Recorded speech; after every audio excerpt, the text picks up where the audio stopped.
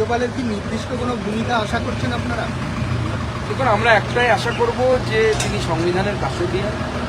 সংবিধান এটা বলছে যে কোনো ব্যক্তি নিডর হয়ে ভয়হীনভাবে তার পছন্দের রাজনৈতিক দলকে ভোট দিতে পারে। তো মাননীয় রাজ্যপালের কাছে আমি এটাই আশা করব যে পশ্চিমবঙ্গের ল অ্যান্ড অর্ডার পরিস্থিতি বা প্রশাসন এমনভাবে কাজ করে যেন ভোটে যে কেউ তার ইচ্ছে মতো রাজনৈতিক দলকে স্বাধীনভাবে ভয়হীনভাবে ভোট দিতে পারে।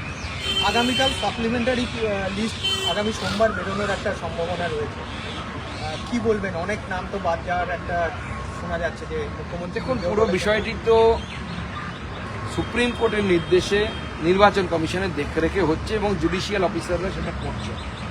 তো স্বাভাবিকভাবে যা হচ্ছে কোর্টের মাধ্যমে হচ্ছে। কারো যদি পছন্দ না হয় সেক্ষেত্রে উচ্চ আদালতে গিয়ে সেটা চ্যালেঞ্জ করতে পারেন। সমস্ত তথ্য প্রমাণ দেখে কোর্ট বা কোর্টের নিযুক্ত জুডিশিয়াল অফিসাররা, কলকাতা হাইকোর্টের প্রধান বিচারপতি তাকে দায়িত্ব দিয়েছে মহামান্য সুপ্রিম কোর্ট এই জুডিশিয়াল অফিসারদেরকে নিয়োগ করার জন্য, তারা কাজ করছে। আজকে রেড রোড থেকে মুখ্যমন্ত্রী প্রধানমন্ত্রীকেও আক্রমণ করেছেন, বলছে বড় অনুপ্রবেশকারী এবং বাংলাকে টার্গেট করা হচ্ছে জাহান্নামে যাবে। দেখুন, প্রথম কথা হচ্ছে এই ঈদের যে ধর্মীয় অনুষ্ঠান, এই ধর্মীয় অনুষ্ঠানে প্রত্যেকবার মাননীয় মুখ্যমন্ত্রী এই অনুষ্ঠান মঞ্চটিকে একটি রাজনৈতিক মঞ্চে রূপান্তরিত করেন এবং তার কাজই হলো ওই দিন ওখানে উপস্থিত হয়ে হিন্দু ধর্মকে, হিন্দু নেতা, হিন্দু ব্যক্তিত্বকে গালিগালাজ করা। গতবার বলেছিলেন হিন্দু ধর্ম গন্ধা ধর্ম, আমি এই ধর্ম মানি না, হিন্দিতে বলেছিলেন। এবার নরেন্দ্র মোদীকে গালিগালাজ করছে, নরেন্দ্র মোদীকে অনুপ্রবেশকারী বলছে। মাননীয় মুখ্যমন্ত্রীর এই ধরনের শব্দ চয়ন যে জাহান নামে যাবে, এই ধরনের শব্দ চয়ন আমার মনে হয় যে ওনার এসআর সহ নির্বাচন কমিশনের যে কড়াকড়ি, সেই কড়াকড়ি নিয়ে ওনার মস্তিষ্কে যে একটা অস্থিরতা তৈরি হয়েছে, সেই অস্থিরতার বহিঃপ্রকাশ।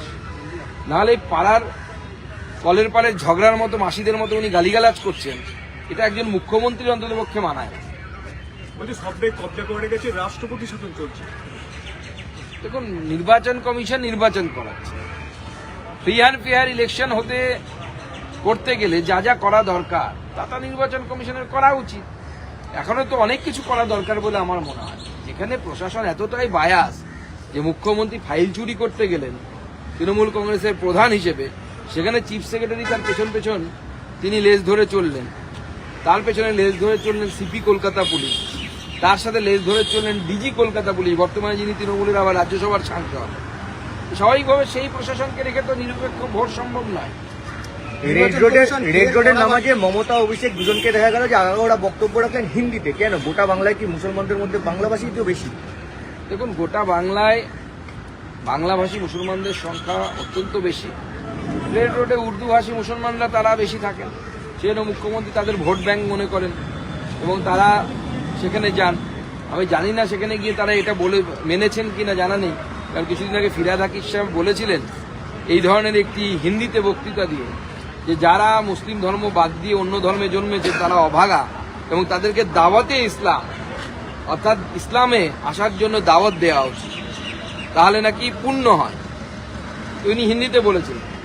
আজকে সেই দাওয়াত গ্রহণ করতে মুখ্যমন্ত্রী এবং ভাইপো দুজনে কি সপরিবারে গেছিলেন? দাওয়াত কি গ্রহণ করেছেন? ইসলাম ধর্ম গ্রহণ করেছেন কিনা আমাদের জানা নেই। তিনি বলছেন কড়া বার্তা দেওয়া হয়েছে এই রাজ্যের জেলা শাসক, পুলিশ সুপার, তারা যদি ঠিকমতো আইন মেনে কাজ না করেন সাসপেনশন এমনকি বরখাস্তেরও হুঁশিয়ারি দেওয়া হয়েছে। দেখুন, নির্বাচন কমিশনের দায়িত্ব হচ্ছে ফ্রি অ্যান্ড ফেয়ার ইলেকশন করা। তার জন্য নির্বাচন কমিশনের যা যা করা উচিত সেটা করা উচিত। যদি কাউকে বরখাস্ত করলে ফ্রি অ্যান্ড ফেয়ার ইলেকশন হয় তো হওয়া উচিত। আজকে গোটা ভারতবর্ষের প্রত্যেকটি রাজ্যে নির্বাচন হয়, নির্বাচনের পর, নির্বাচনের সময় এবং নির্বাচনের আগে কোথাও এক বিন্দু রক্ত ঝরার ঘটনা ঘটে না। কিন্তু একমাত্র রাজ্য হচ্ছে পশ্চিমবঙ্গ যেখানে প্রতি বছর কিছু না কিছু মানুষ মারা যায়। সে পঞ্চায়েত ভোট হোক, মিউনিসিপ্যালিটি ভোট হোক, গুলি বোমা এমন কিছু নাই এখানে ব্যবহার হয় না। তো আজকে পশ্চিমবঙ্গকে এই জায়গা থেকে বের করতে গেলে নির্বাচন কমিশনের যা যা করা উচিত তাই করা উচিত। নাহলে তো গোটা বিশ্বের সামনে ভারতবর্ষের মাথা হেড হয়ে যাচ্ছে। যেমন আমরা ক্লেম করছি আমরা oldest democracy of the world and the largest democracy of the world মুখে বলছি, অথচ তারই মধ্যে একটি অঙ্গরাজ্যে ভোটের সময় মারামারি হচ্ছে, মানুষের প্রাণ যাচ্ছে, দায়টা কার? কেউ নেবে না দায়? তাই হতে পারে নাকি? প্রার্থী ঘোষণার পর থেকে তৃণমূলেও অসন্তোষ চলছে। সৌমেন মহাপাত্র তিনি অভিযোগ করছেন যে টাকার বিনিময়ে টিকিট পাওয়া যাচ্ছে, কোনো জায়গায় সংখ্যালঘু প্রতিনিধিরা অভিযোগ করছেন।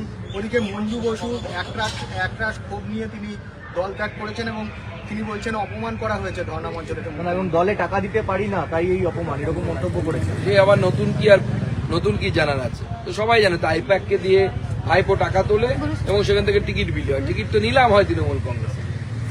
যে সিটগুলোতে পরিবর্তন করতে পারে না, কিছু দাপটের নেতা আছে, সেই সিটগুলো বাদ দিয়ে বাদবাকি সব সিট নিলাম হয় ওখানে। আপনি তো আজকে প্রথম দেখা করতে এলেন গভর্নরের সাথে।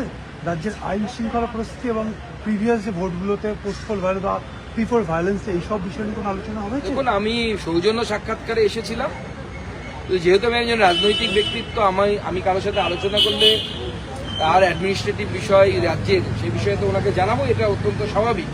এবং আমি বলেছি পোস্টপোল ভায়োলেন্সে ভয়ঙ্কর ঘটনা ঘটেছিল, কিছু ওনাকে জানিয়েছি। স্যার 265 বিধানসভা কেন্দ্রে এখনো পর্যন্ত প্রার্থীর নাম ঘোষণা করা হয়নি এবং ওখানে বিরোধী মানে রাজ্যের শাসক রাসবিহারী হালদার নাম ঘোষণা করা হয়েছে। তা এখনো পর্যন্ত বলছি যে ওখানে কোনো প্রার্থী কেন নাম ঘোষণা করা ও কাদের তরফ থেকে? রাসবিহারী কেন্দ্রে তো আমাদের প্রার্থী ঘোষণা হয়ে গেছে। 265 মেমারি বিধানসভা। ও মেমারি বিধানসভা, মেমারি হয়নি, মেমারি আটকে আছে। আপনি অপেক্ষা করুন, 1-2 দিনের মধ্যে, কালকেই হয়তো হয়ে যাবে। সুবর্ণদা, ভবানীপুরে এবার তৃণমূলের ব্যানার পোস্টার ছিঁড়ে দেওয়ার অভিযোগ বিজেপির বিরুদ্ধে। ভবানীপুর থানায় তৃণমূল কোনো সমর্থক এবং কাউন্সিলর অসীম বসু, কি বলবেন? আমার মনে হয় না এটা সত্যি অভিযোগ। তার কারণ হচ্ছে, দেখুন, ভবানীপুর তৃণমূলের বিধায়ক সেখানে আছে, তৃণমূলের মুখ্যমন্ত্রী স্বয়ং সেখানে বিধায়ক বা বিধায়িকা। তারপরেও সেখানে গিয়ে কেউ, তার মধ্যে এই সাহসটা আছে। কারণ আমি কিছুদিন আগে দেয়াল লিখনে গেছিলাম, সেখানে গিয়েও আমাকে জয় বাংলা স্লোগান শুনতে হয়েছিল। সেখানে বিজেপি গিয়ে পোস্টার ছিঁড়ে দেবে, এ তো স্বপ্নেও কেউ বিশ্বাস করতে পারবে না। আর বাংলা আছে? ঈদের মঞ্চ থেকে মুখ্যমন্ত্রী বলছে চোর গুন্ডা ডাকাতদের পার্টি বিজেপি। ঈদের মঞ্চ থেকে আমার মনে হয় মুখ্যমন্ত্রীর সামনে আয়না রেখে দিন। এরকম নির্লজ্জ রাজনৈতিক নেতা আমি আমার জীবনে দেখিনি। যে রাজনৈতিক দলের প্রাক্তন বা যে সরকারের প্রাক্তন শিক্ষামন্ত্রী জেল থেকে ঘুরে এসেছেন, আর প্রাক্তন খাদ্যমন্ত্রী বালু তিনি জেল থেকে ঘুরে এসেছেন, যার পরিবারের মুখ্যমন্ত্রীর পরিবারের অত্যন্ত কাছের ব্যক্তি কালীঘাটের কাকু তিনি জেলে আছেন, তারপরেও তার এত বড় বড় কথা, কেষ্ট থেকে শুরু করে কেষ্ট বেষ্ট বিষ্টু সবাই জেলে গেছে। আর সেই মুখ্যমন্ত্রী বলছেন নাকি যে বিজেপি চোরেদের পার্টি। ওনার পার্টিতে তো চোর গুন্ডা বদমাশ নিয়েই তৈরি।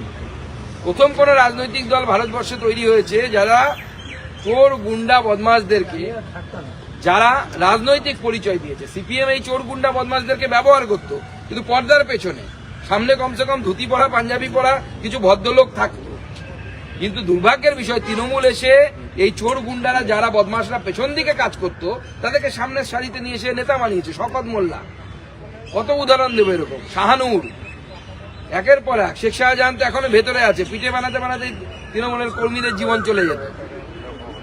স্যার কাসেম আলী সাহেবের উপর একাধিকবার অত্যাচার হচ্ছে। অপসারিত জেলা শাসকদের রাজ্যে পা ঠেকিয়ে রাখার জায়গাটুকু দিয়েছিল কমিশন, সমূলে উচ্ছেদ করতে বাংলো খালি করার নির্দেশ। জরুরি অবস্থার বার্তা কি স্পষ্ট হচ্ছে? দেখুন, এখানকার বহু অফিসার আছেন যারা তৃণমূল কংগ্রেসের কর্মীর মতো আচরণ করেছেন বিগত কয়েক বছরের প্রশাসন। স্বাভাবিকভাবে নির্বাচন কমিশনের কাছে তার ট্র্যাক রেকর্ড আছে, তাই নির্বাচন কমিশন তাদেরকে এখানে সমূলে উৎপাদিত করছে। কারণ তারা ভোটের যে নিয়ম কানুন, সেই নিয়ম কানুন মানতে দেন না, মানতে চান না। ইচ্ছে মতো তারা নির্বাচনকে পরিচালনা করার চেষ্টা করেন। আমার সাথে হয়েছে, রাত্রি 1টার সময় আমি আমার চোখের সামনে দেখেছি সেন্ট্রাল ফোর্স দাঁড়িয়ে আছে, তাদেরকে কোনোভাবে অর্ডার দেওয়া হচ্ছে না পুলিশের তরফ থেকে, এবং বহিরাগতরা আমার কাউন্টিং ঘরের রুমে ঢুকছে, কাউন্টিং প্রেমিসেসের মধ্যে ঢুকেছে। সিসিটিভি চেক করা হোক, আমি চ্যালেঞ্জ করছি। মুখ্যমন্ত্রীর যদি দম থাকে সিসিটিভি নিয়ে এসে আমি চ্যালেঞ্জ করছি। আমি ছিলাম বলে আটকে দিয়েছি, কোনো সাধারণ প্রার্থী হলে সে তো আটকাতে পারবে না। আমাকে মিডিয়া, আমার ওখানে কিছু হলে মিডিয়া দেখাতো, তাই আটকে গেছে, নাহলে আমার ভোটটাও তো লুট করে আমাকে হারিয়ে দিত।